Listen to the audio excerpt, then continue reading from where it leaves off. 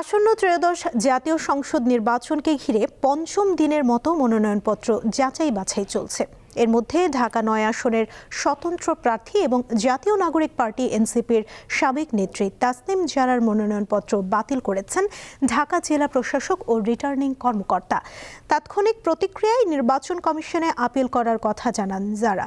এছাড়া ঢাকা ১১ আসনে এনসিপির আহ্বায়ক নাহিদ ইসলাম, ঢাকা ৮ আসনে একই দলের নাসিরউদ্দিন পাটোয়ারি, ঢাকা ১৫ আসনে জামায়াতে ইসলামীর আমির শফিকুর রহমান ও ঢাকা ৬ আসনে বিএনপির মনোনীত প্রার্থী ইশরাক হোসেনের মনোনয়নপত্র বৈধ ঘোষণা করেছেন রিটার্নিং কর্মকর্তা।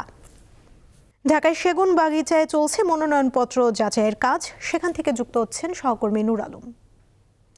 নূর, এখন পর্যন্ত ঢাকা থেকে কাদের মনোনয়নপত্র বৈধ এবং বাতিল হলো, সার্বিক পরিস্থিতি আমাদের জানান।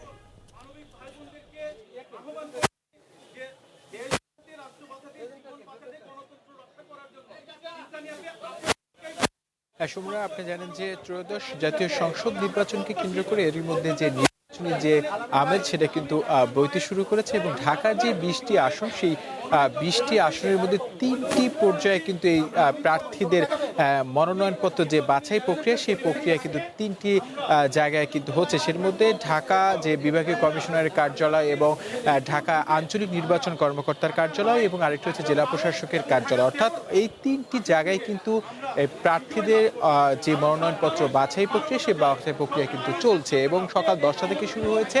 আর একটু যদি বলে রাখতে চাই সেই বিষয়টা হচ্ছে এই যে গত সোমবার কিন্তু 248 জন প্রার্থী কিন্তু মনোনয়নপত্র জমা দিয়েছে 20টি যে সংসদীয় আসন রয়েছে সেই 20টি সংসদীয় আসনের বিপরীতে। আমরা যে বিষয়টা একটু যদি জানতে চাই যে সকাল থেকে কিন্তু আমরা এখানে আছি এবং বিভিন্ন প্রার্থীরা প্রবেশ করছেন এবং তারা পরবর্তী তাদের যে সমর্থক রয়েছে তাদেরকে নিয়ে কিন্তু তারা এখানে বের হয়ে আসছেন। তবে এখন পর্যন্ত যারা দায়িত্বপ্রাপ্ত কর্মকর্তা রয়েছে তো যেই আপনি জানেন যে বিকেল 5টা পর্যন্ত এই মনোনয়নপত্র যে বাছাই প্রক্রিয়া সেই বাছাই প্রক্রিয়া কিন্তু চলমান থাকবে। সেক্ষেত্রে এখন পর্যন্ত যে রাফ সেইটা কিন্তু এখনো যে কতজন প্রার্থী বৈধ এবং কতজন প্রার্থীর যে মনোনয়নপত্র অবৈধ ঘোষণা করেছে এখন পর্যন্ত দায়িত্বশীল পক্ষ থেকে কিন্তু দাঁড়ানো হয়নি। তবে যারা প্রার্থী তারা কিন্তু এই যখন এখানে গণমাধ্যম কর্মীরা অপেক্ষা করছে এবং তাদের কাছ থেকে তারা জানছেন তখন তাদের নিজ নিজ যে বৈধতা সেই বৈধতার কথা বলছে। সেই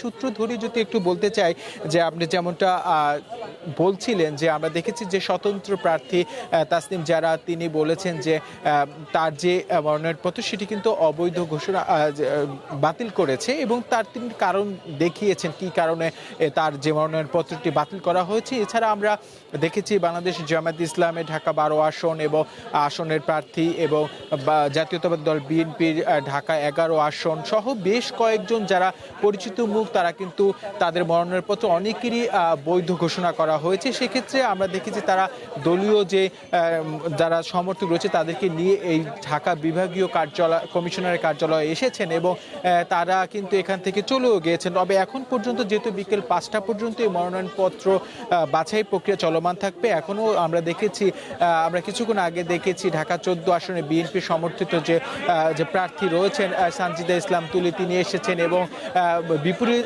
তার প্রতিদ্বন্দ্বী প্রার্থী জামায়াতে ইসলামের যে তিনিও এসেছেন। অর্থাৎ যদি এই ভাগ বলি এখন পর্যন্ত প্রার্থীদের যে মনোনয়নপত্র বাছাই প্রক্রিয়া সেটা কিন্তু এখন চলমান রয়েছে। অর্থাৎ বিকেল 5টার পর আমরা আসলে যারা এখানে দায়িত্বশীল রয়েছে তাদের মাধ্যমে জানতে পারবো যে কতজন প্রার্থী আজকে এই এখন পর্যন্ত তারা মনোনয়নপত্র যে বৈধ ঘোষণা করেছে এবং কতজনের প্রার্থী মনোনয়নপত্র বাতিল ঘোষণা করেছে। সুমনা। নূর, ধন্যবাদ আপনাকে।